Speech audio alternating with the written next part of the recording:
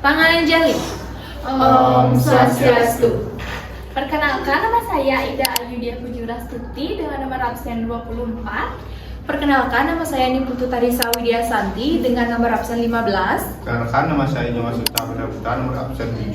Perkenalkan, nama saya Nima Detini Sarasmita Widya absen 28. Perkenalkan, saya Nila Putri Sulistiana Vitamila Putri dengan nomor absen 31.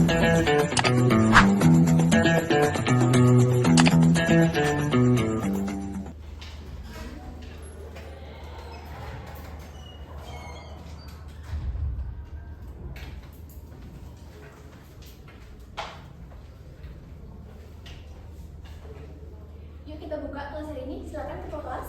Pada asana Panganjali. Om Swastiastu. Teman-teman, sebelum memulai pembelajaran hari ini ada baiknya kita berdoa. Berdoa menurut kepercayaan dan agama masing-masing. Berdoa dimulai. Berdoa selesai. Oke, anak-anak silakan duduk. Nah, apa kabarnya anak-anak hari ini? Baik. Mantap, semuanya sehat? Sehat. Oke, jadi ibu izin absen dulu ya. Jadi buat anak-anak yang ibu panggil bisa angkat tangan ya. Oke, jadi dimulai dari Prila. Hadir. Oke, hadir. Henny, Hadir. Okta, Hadir. Kevita, Hadir. Risma, Hadir. oke, Rahayu, Hadir. hadir. Rizka, Hadir. oke, Ina, Hadir. Cindy, Hadir. oke, Adel, Hadir. oke, Gita, Hadir. oke, Listia, Hadir. oke, Utari, Hadir. Mahesa, Hadir. dan yang terakhir Berlian. Hadir. Oke, semuanya hadir ya anak-anak ibu, tepuk tangan untuk semuanya. Hari ini. Nah, jadi pada pagi ini ibu akan mengajak anak-anak semua untuk mempelajari pada bagian pendidikan kewarganegaraan. Nah, sebelum itu ibu akan mengajak anak-anak semua untuk bernyanyi. Jadi anak-anak silakan berdiri ya.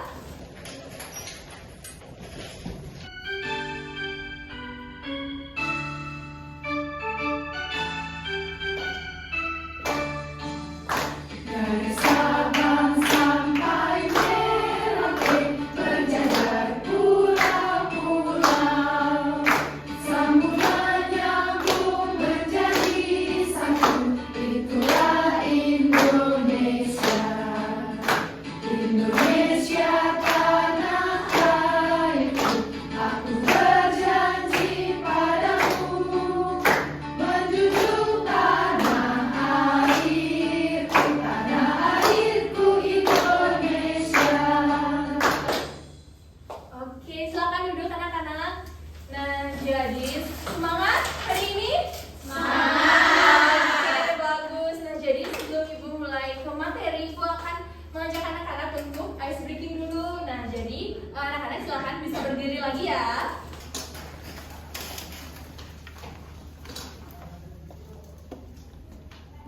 Nah, jadi ice breakingnya itu tangan ke atas. Jadi anak-anak bisa melihat ibu dan bisa melihat tayangan di video ya.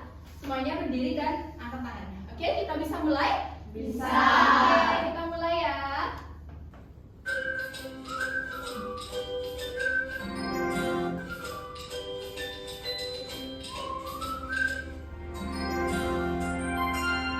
Tangan ke atas, menggapai lintang. Tangan ke samping, burung yang terbang. Tangan ke depan, ikan berenang. Duduk dan rapi, siap berdoa. Takut-takutan, tangan diputar. Lunggul-lunggulung, tangan digulung. Bulan melingkar, dipagar bulan. Kanan, kiri, atas, bawah, dia berdoa. Satu jari kanan, satu jari kiri. Bergabung menjadi dua.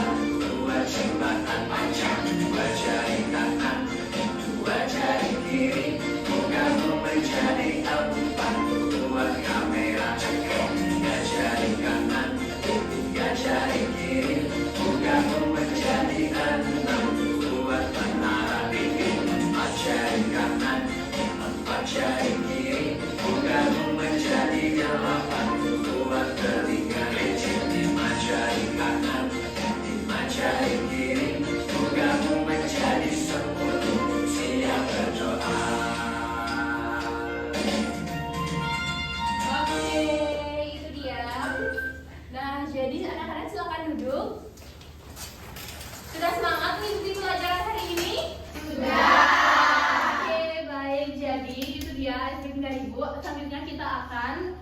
dalam materi.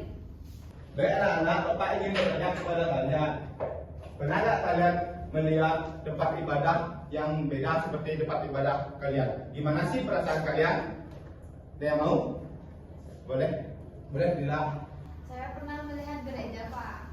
Perasaan saya kalau melihat gereja itu kan tempat ibadah saya pura. Kalau saya melihat gereja itu beda. Biasanya pura itu terbuka di tempatnya, tapi kalau gereja itu kebanyakan tertutup, Pak.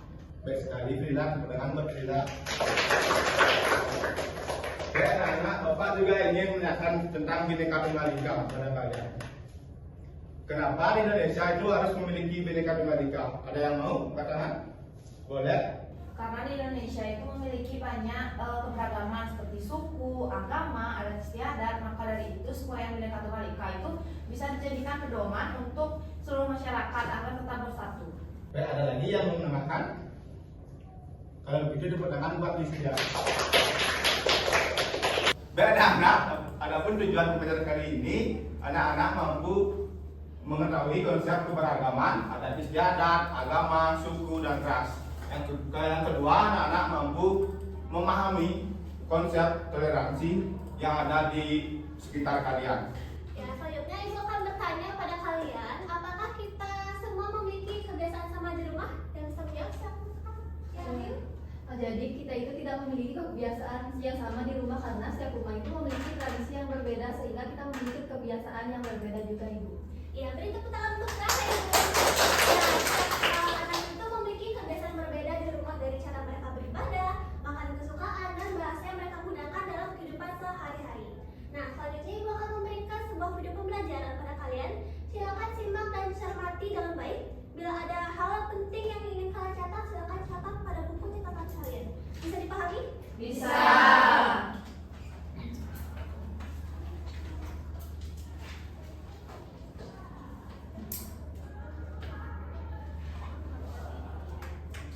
Nanti teman-teman kalian di sekolah.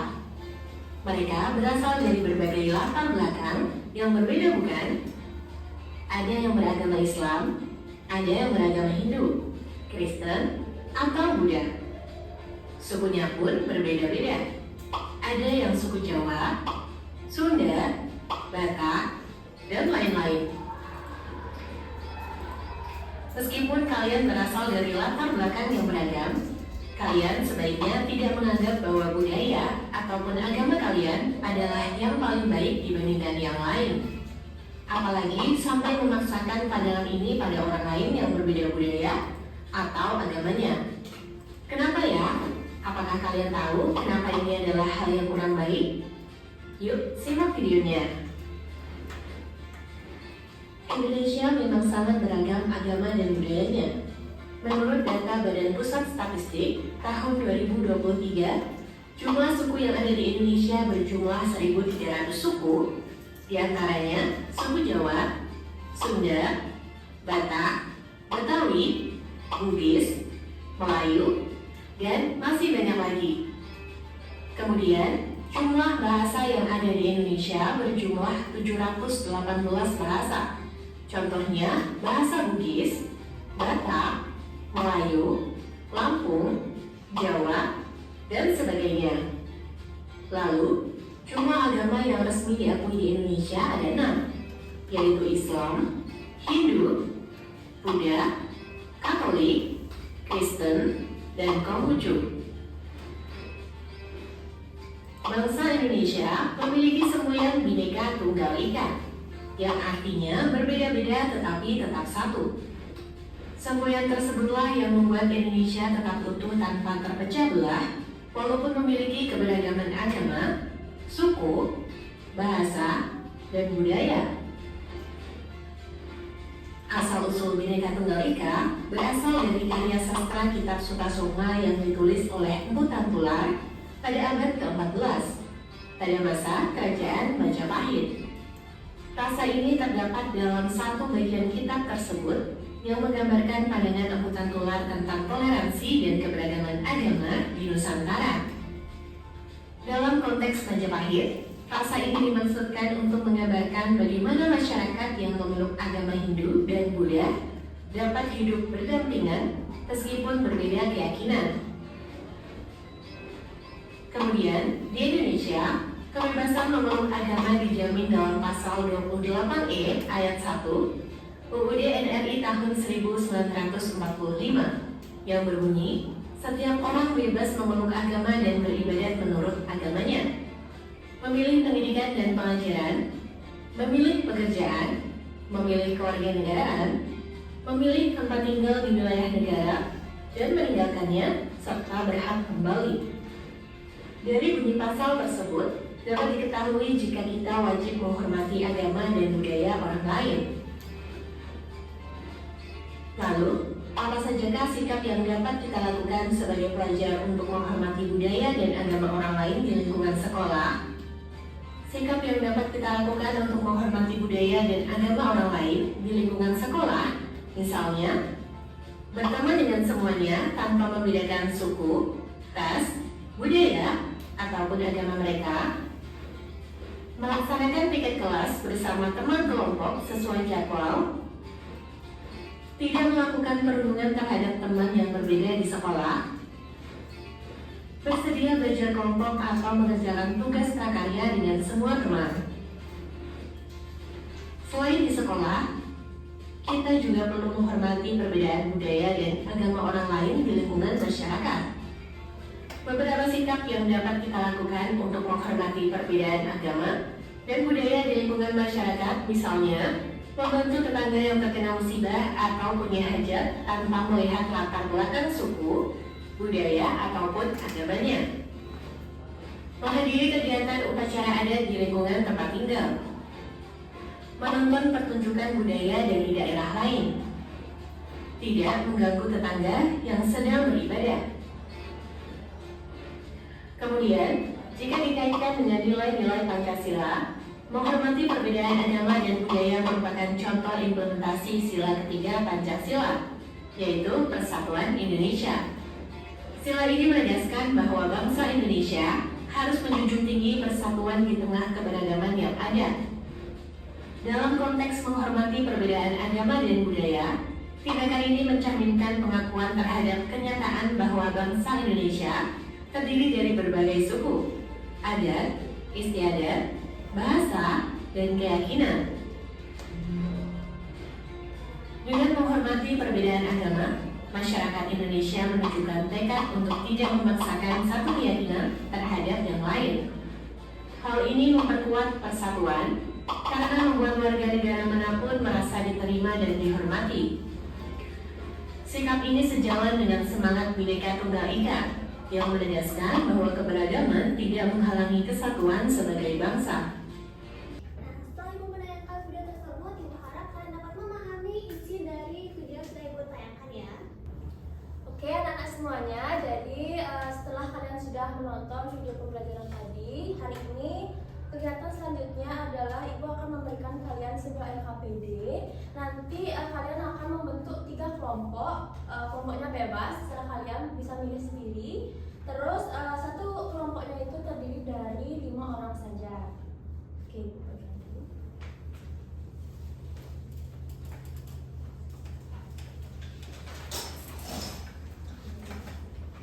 Oke, anak-anak perhatikan. Nanti di lembar kedua ini ada nama anggota kelompok. Di sini cukup diisi dengan nama kelompok, nama anggota satu orang yang nama pendek aja dan beserta nama absennya. Dan di sini ada 4 kegiatan sebenarnya, dan yang terakhir kan mengumpulkan nanti tidak usah dibuat. Jadi yang kalian kerjakan hanya kegiatan 1, 2, dan 3 saja. Bisa dimengerti? Bisa. Baik, bisa cari kelompoknya sekarang dan bisa langsung dikerjakan ya. Waktunya Ibu berikan 15 menit saja, cukup?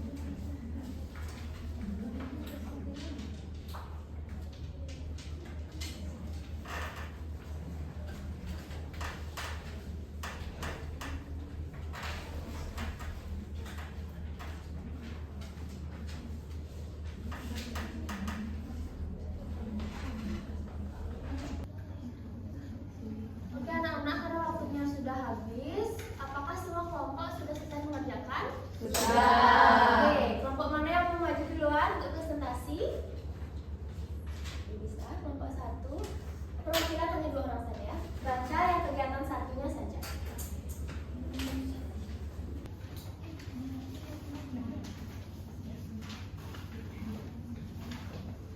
Halo teman-teman. Halo. Perkenalkan, kami dari kelompok 1. Nama saya Nusita, ini teman saya Prila. Baik, di sini saya akan membahas hasil diskusi kami. Jadi kegiatan 1 itu mengamati. Jadi ada pertanyaan, sebutkan contoh keragaman budaya yang kamu lihat. Jadi ada adat istiadat, agama, suku, dan bahasa. Lalu sebutkan contoh keragaman agama di Indonesia. Ada Hindu, Buddha, Konghucu, Kristen, Katolik, Protestan, dan Islam. Terus ada pertanyaan terakhir, apa yang terjadi jika perbedaan tidak dihargai? Itu akan terjadi masalah antar sesama. Sekian dari kami. Oke, tepuk tangan dulu. Untuk nomor 2 dan 3, apakah ada jawaban yang berbeda? Sama? Sama. Untuk kegiatan 2, kelompok mana yang mau maju?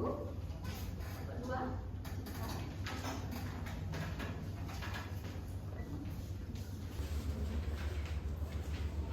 Kenalin, aku Rizka. Aku Ina. Kami dari kelompok 2 akan membacakan hasil diskusi kami. Yang pertama, apa yang dimaksud dengan toleransi? Jadi toleransi itu menghargai budaya dan agama yang ada.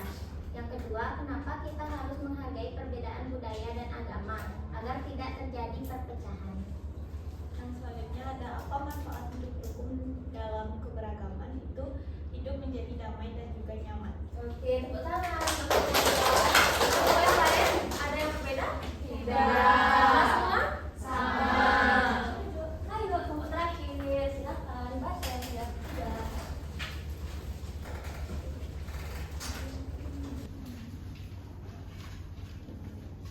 Halo semuanya, kenalin aku Siti dan ini teman aku. Kenalin aku Adel. Jadi di sini kami akan mengerjakan kegiatan 3 yaitu pemecahan masalah. Di sebuah lingkungan ada teman yang berbeda agama. Saat ia beribadah, ada teman lain yang mengganggu. Diskusikan yang pertama, apakah sikap tersebut benar? Jelaskan. Jadi kami menjawab salah karena kita tidak boleh mengganggu teman yang sedang beribadah. Selanjutnya, apa yang seharusnya dilakukan? Kita menjawabnya seharusnya menghargai dan tidak mengganggu teman saat beribadah. Lalu soal nomor 3, bagaimana cara menunjukkan sikap toleransi di sekolah? Kita menjawab dengan cara menghargai teman yang berbeda agama. Oke, tepuk tangan. Apa yang lain? Ada yang berbeda? Tidak. Semuanya sama? Sama. Oke, tepuk tangan dulu untuk anak semuanya.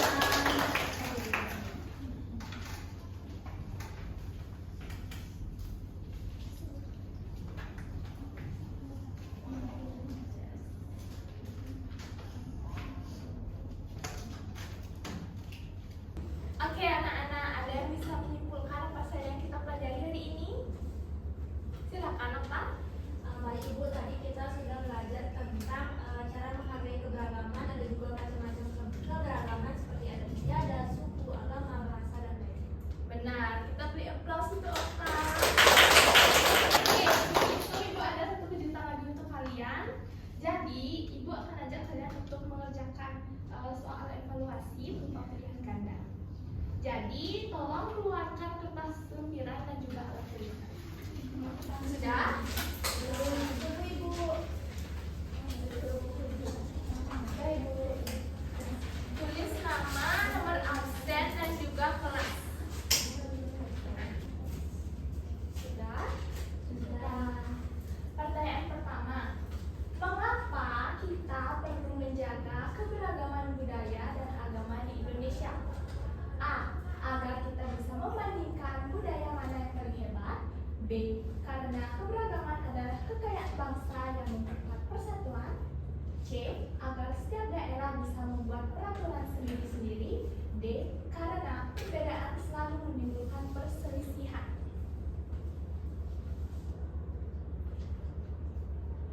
Sudah?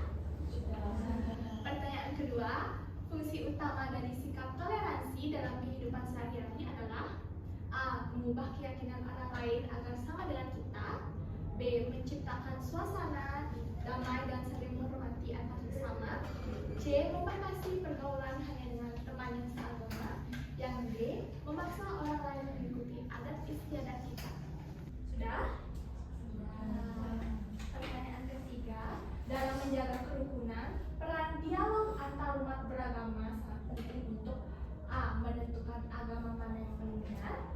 B. Menumbuhkan saling pengertian dan mencegah kesalahpahaman. Yang C. Menggabungkan semua ajaran agama menjadi satu. Yang D. Membicarakan kelemahan ajaran agama orang lain.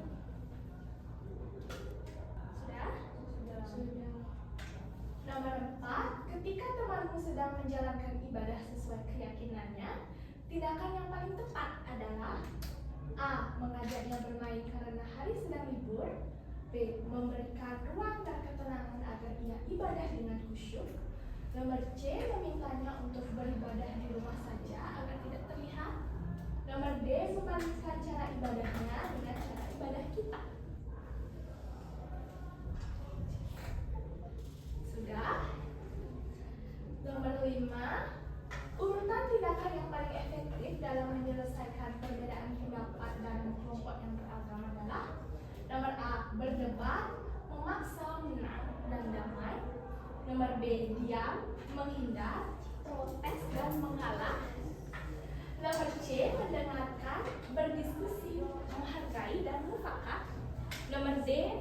Menunjuk, menyalahkan, mengadu dan